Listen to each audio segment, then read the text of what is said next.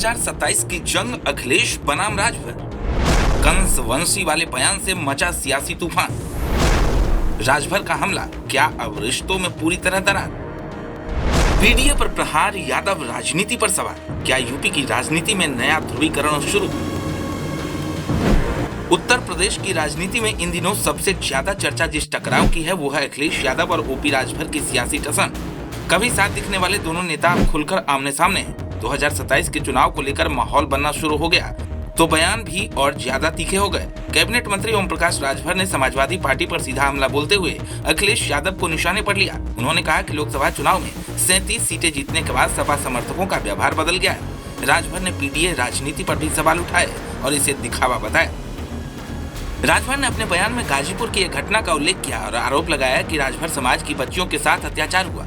उन्होंने प्रशासन और समाजवादी पार्टी दोनों पर सवाल उठाए और कहा कि कमजोर तबकों को न्याय नहीं मिल रहा। इतना ही नहीं, अमेठी की एक कथित प्रेम विवाह से जुड़ी घटना का हवाला देते हुए भी उन्होंने सपा और यादव समाज के कुछ लोगों पर गंभीर आरोप लगाए। राजभर ने कहा कि ऐसे मामलों पर राजनीतिक चुप्पी क्यों है। उनके बयान में भावनात्मक और आक्रामक दोनों स्वर साफ दिखाई दिए। दरअसल 2027 के विधानसभा चुनाव की आहट तेज होते ही उत्तर प्रदेश की राजनीति में बयानबाजी का पारा चढ़ गया है। समाजवादी पार्टी और सुभाषपा के बीच टकराव और खुली जुबानी जंग में बदलता दिखाई दे रहा है। राजभर ने अपने विरोधियों को खुली चुनौती देते हुए कहा कि उनका मुकाबला उनसे किया जाए, मासूमों से नहीं। उन्होंने अपने समाज को संगठित होने की अपील भी की। राजभर के इस बयान ने राजनीतिक तापमान और बढ़ा दिया है। अब बड़ा सवाल ये है कि क्या ये बयान सिर्फ राजनीतिक रणनीति है या पिछड़े और अतिपिछड़े वोट बैंक को लेकर नई लड़ाई का हिस्सा।